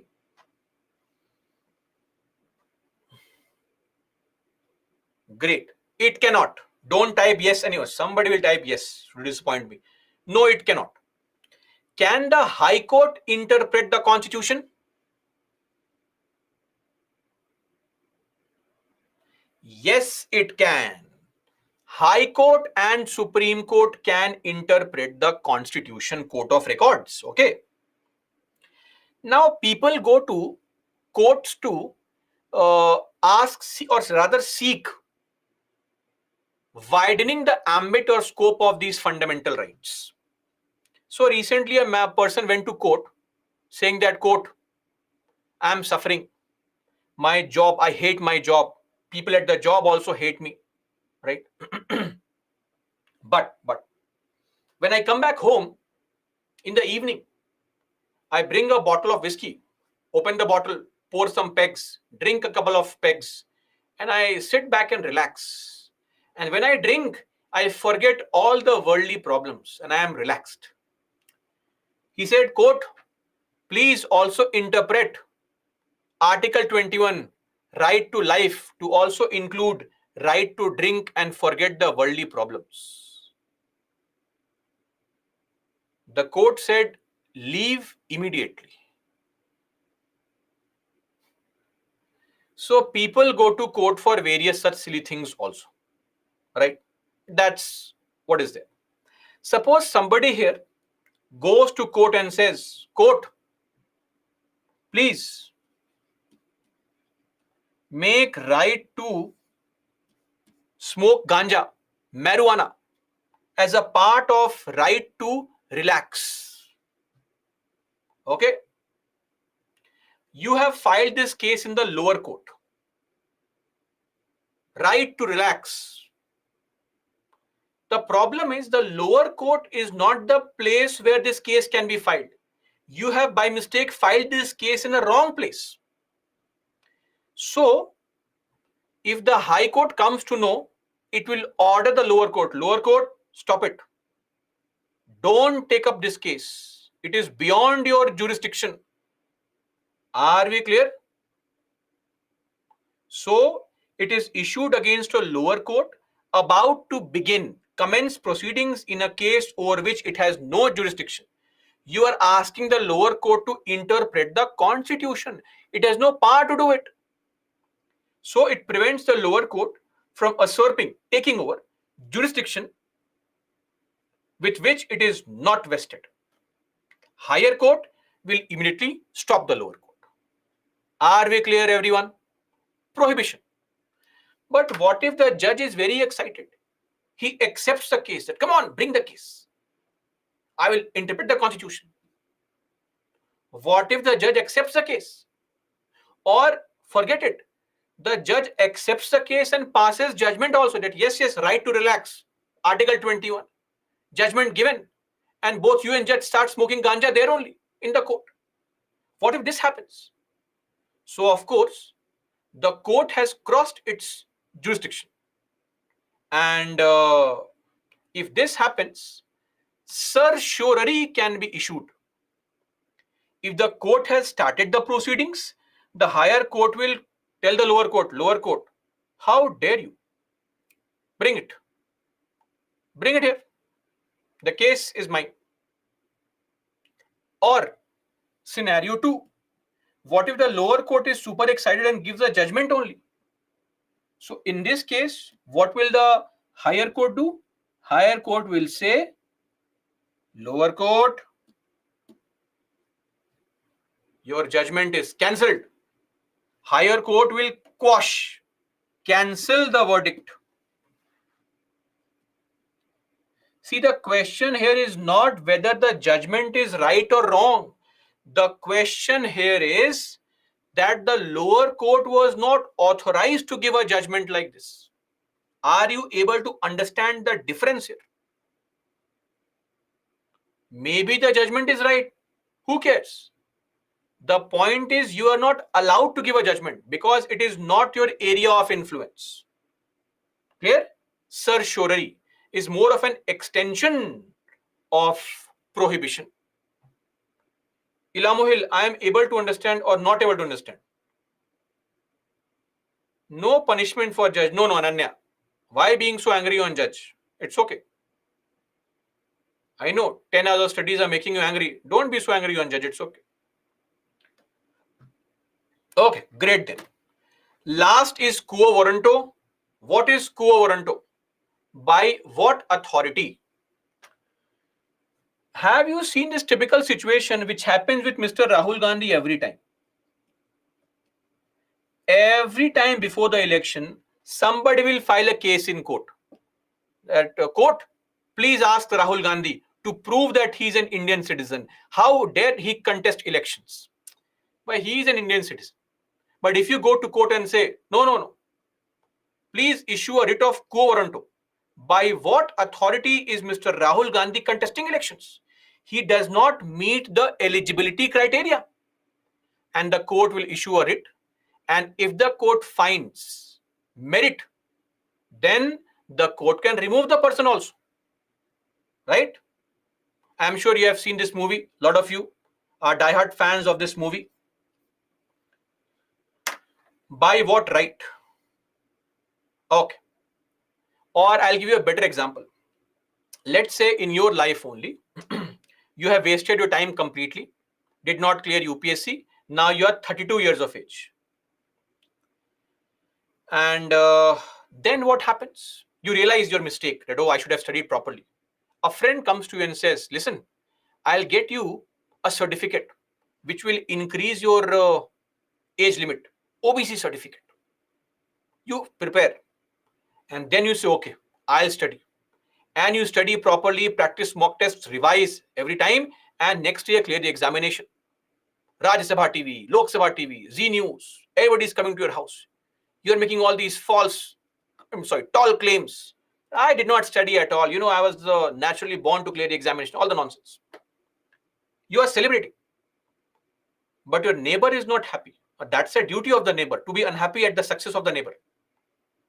And the neighbor is worried. How did he clear the examination? How did she clear it? She has crossed the age. Neighbor takes out the diary that he has maintained against you.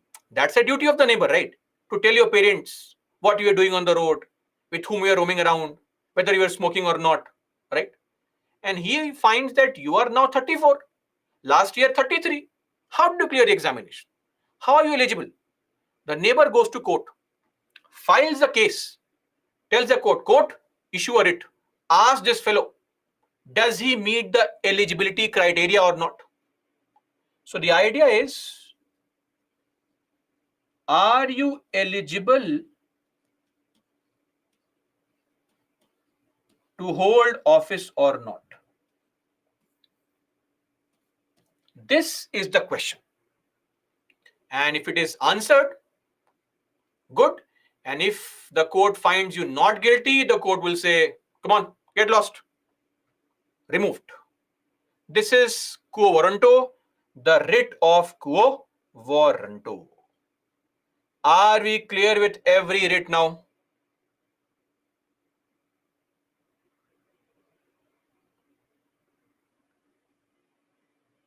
Okay. See, these writs can be filed by anybody. The locus standi is not there in all these writs. Any informed person can go and file these writs now. Don't think that you have to be the affected party to file these writs. Anyway, solve this question came in the year 2022. Okay, poll now. Against a private organization unless it is entrusted with the public duty. Of course, one is correct. Mandamus will not lie against a company even though it may be a government company. But if it's a government company, mandamus does lie against it. 2 is wrong. Remove 2 and you have the answer. Any public-minded person can be a petitioner to move the court to obtain the writ of quo warranto. Absolutely correct. No locus standi. Anybody can approach. So that's it. Done with the fundamental rights. Can I just extend for 10 more minutes to finish the 3 basic provisions? Or is it too much?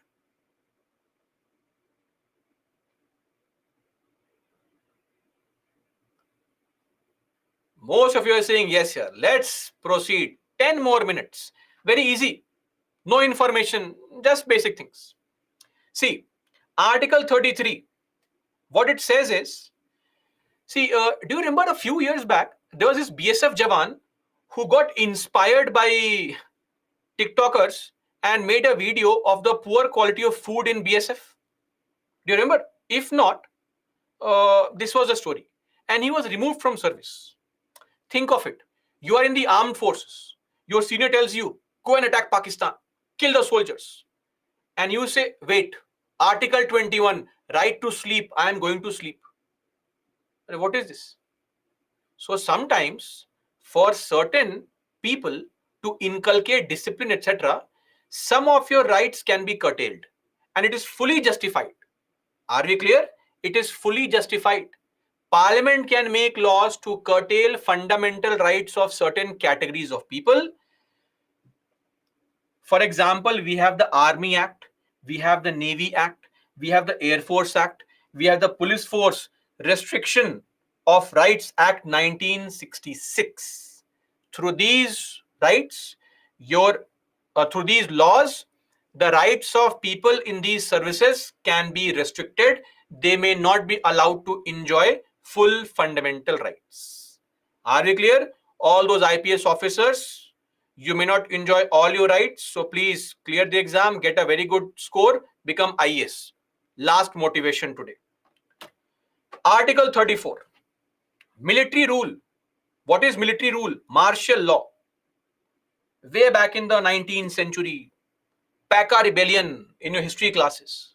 So what is this martial law?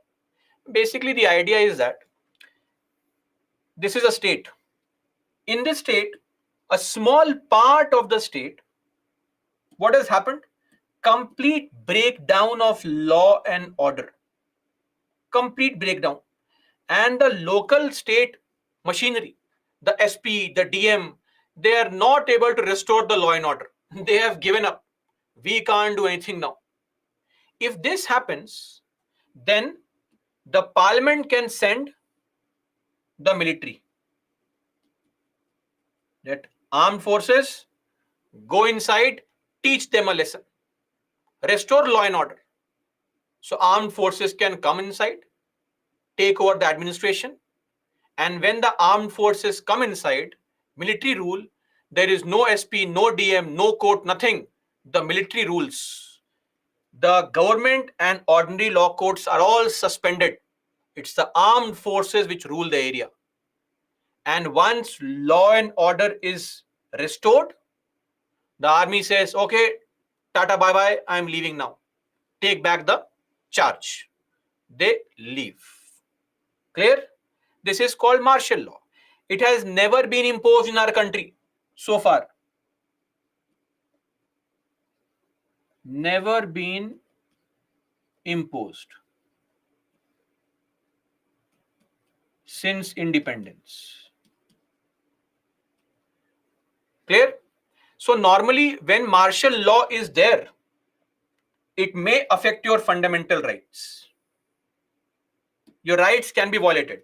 But of course, always remember, Article 21 can never be violated. It is not possible to take away habeas corpus. Clear? And there is no such provision. What will happen? What rights are violated? How will they be violated? Nothing is mentioned. So when this is imposed, the parliament will decide on that point of time what to do. So it is implicit, no provision, no guidelines. Yes, our neighbors love martial law. Of course, Pakistan, yes.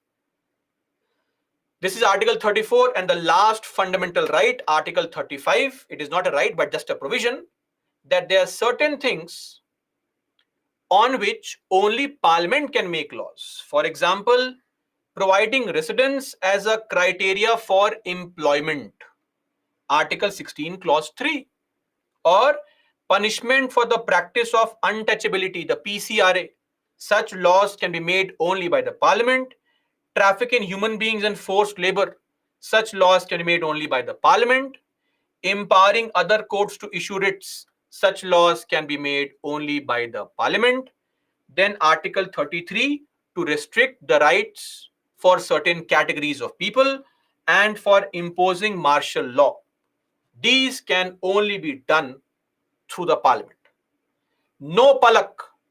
We don't know that also, because nothing is mentioned for martial law.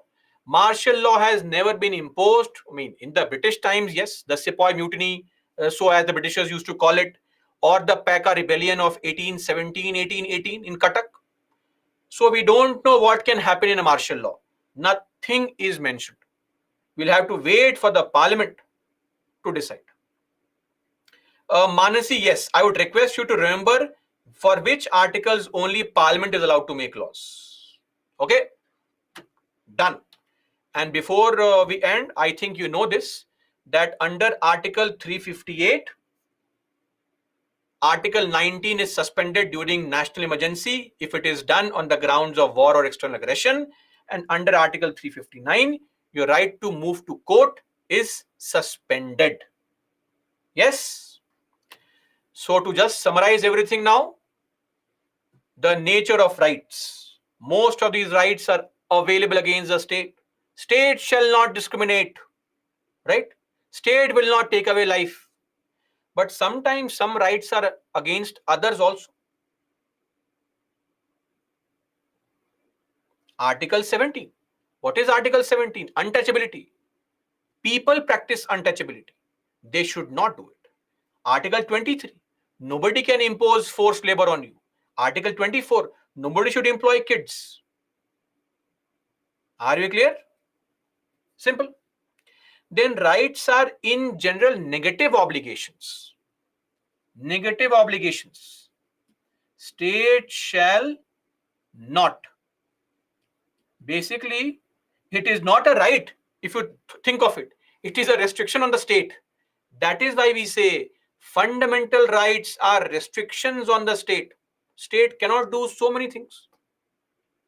Then some are positive. For example, Article 21 capital A. Is it not an example of a positive right? State has to provide avenues for education. Then some rights are self-executory, others require a law, like Article 17, untouchability, right to education, Article 23, Article 24.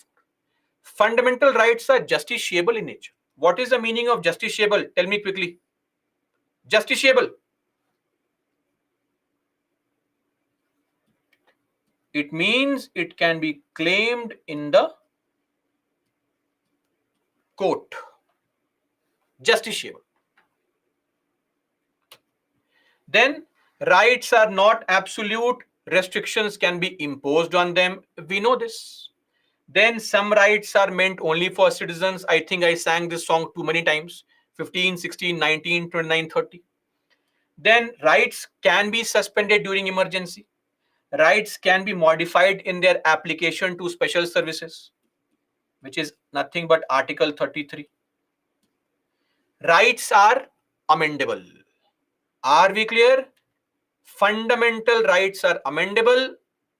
It is not that these are beyond any kind of modification. That's it. We are done with fundamental rights. Over. Khatam. Enjoy life. Now you know all these rights. Enjoy these rights. File cases in court after clearing examination. Firstly, study. So tomorrow is a holiday. No task for you except the task of revising fundamental rights 3 to 4 times. The only task I am telling you to do is the PPT on fundamental rights 4 to 5 times. Is this possible? Okay. No, Dinesh, right to life can never be suspended. Okay. FOSE, freedom of speech and expression. Next class is on Tuesday. Okay. That'll be the last class also. On Tuesday, we'll be discussing, we'll have one more doubt session, but that's a doubt session. Tuesday is the last class on polity. A small topic DPSP, a small topic fundamental rights, and fundamental duties, and then official languages, and then we'll end our discussion with the preamble.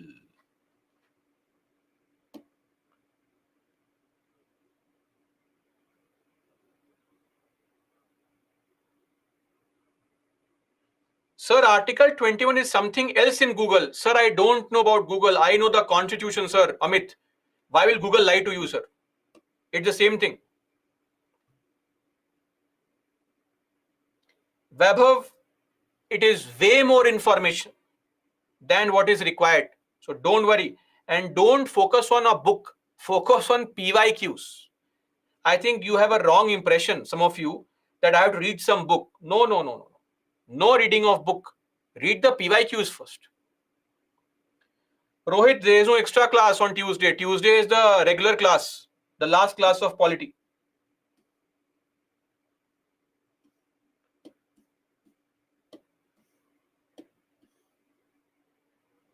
No, Ajit sir, I have mentioned these articles so many times here.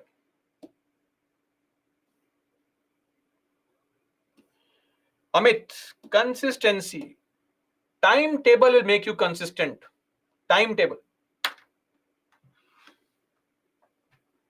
Yes, you can go now. Leave immediately. Dheeraj, sir, is Rajya Sabha part of state? Dheeraj, you tell me, sir. Parliament is a part of state. Should Rajya Sabha not be a part of state? How to analyze PYQs? Don't analyze too much. You please go through the PYQs, go through your notes, find out whether you can answer the question or not, and that is sufficient. Dvapayan, is there any law in the constitution by which we can remove democracy system? No, Dvapayan, we cannot. Democracy is a basic structure.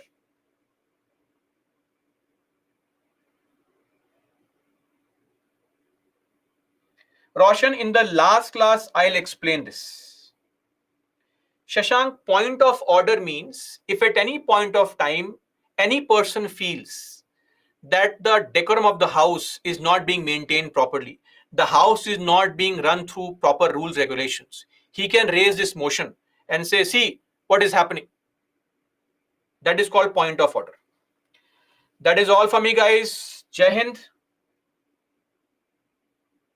Sir, why someone will try to convert? Sir, maybe he does not like his own religion. Maybe he has been given some incentive. Maybe he's expecting a great afterlife. Who knows? Ruchi, public order. Public order refers to the breakdown of law and order in a larger area, which is difficult to restore. So the only difference between public order being disturbed and law and order being disturbed is that if the impact is on a larger scale, which is difficult to restore, that is called public disorder. Benika, this varies from state to state. Lot of states have their own criteria for upper ceiling on the land limit. You'll have to see your own state laws and find out what is the upper ceiling limit in your state for land holding. Rajan, sir, if state wants property for public interest, then the state can't take. No, it can take. Sorry. Actually, it may not take it for a religious property because of a lot of these concerns. But state can always take public property. That is called an eminent domain of the state. Okay, Sandeep, thank you so much. Yes, Tarun, of course. Harsh, explain 359 again, please. Sir, emergency provisions. What are you saying? 10-15 minute topic. I'll explain briefly for you. Article 359 says that if emergency is imposed on any ground, national emergency, then the president can issue an order and can suspend your right to move to court to protect your fundamental rights for that duration of emergency. That's it.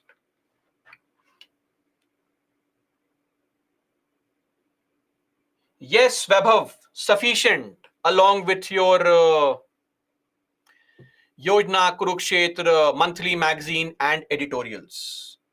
Anushka, Vaibhav, last class on Tuesday, we'll discuss all these things